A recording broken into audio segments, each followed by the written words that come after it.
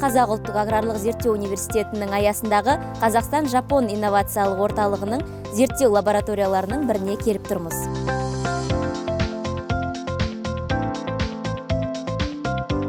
Бұл жерде зертханалық жұмыстар жүргізілетін болғандықтан, қауіпсіздік ережелерін сақтау өте маңызды. Кіріп шыққан адамдар қатаң бақылауда. Сәйкесінше бетперде және бір реттік халаттар. Іште жүрген жұмысшылар ақ халатпен жүрсе, сырттан келген адамдар міндетті түрде бір реттік стерилді халат кию міндетті. Бұл өте ыңғайлы және тазалық сақтауға көмектеседі. Аяққа киетін бахилалар қолжетімді жерде. Әр адамға жекеленген және де қолданып болған соң қоқыс жәшігіне лақтырамыз.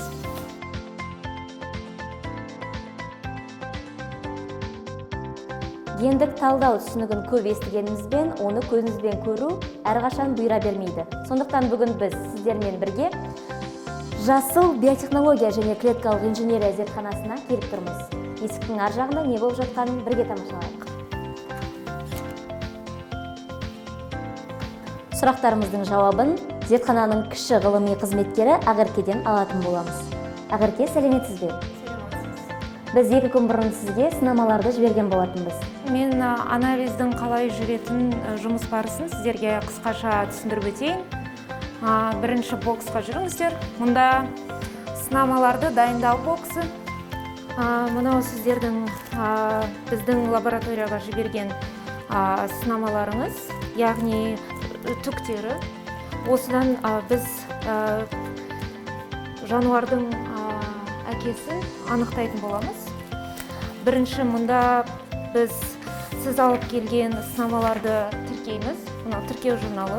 ДНК-ны бөліп алу үшін біз арнайы жинақ қолданамыз.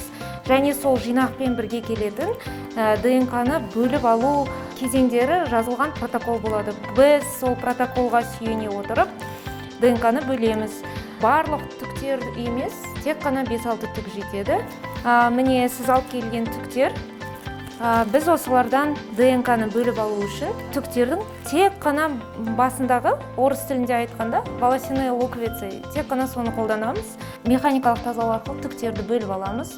Содан соң лизис буфері деп аталатын реактивпен оны керексіз, яғни примес деп айтады ғой, бөлшектерден арылту үшін лизис буферін қолданамыз. Содан соң ДНК-ның пробирканың түбіне орналасу үшін, нық орналасу үшін элюшн баферді қолданамыз. Содан соң бізде таза алынған ДНК болады. Жалпы бір зерттеліп жатқан малдың сынамасын тек қана судан аламыз ба, әлде бұқадан да, бұзаудан да аламыз ба?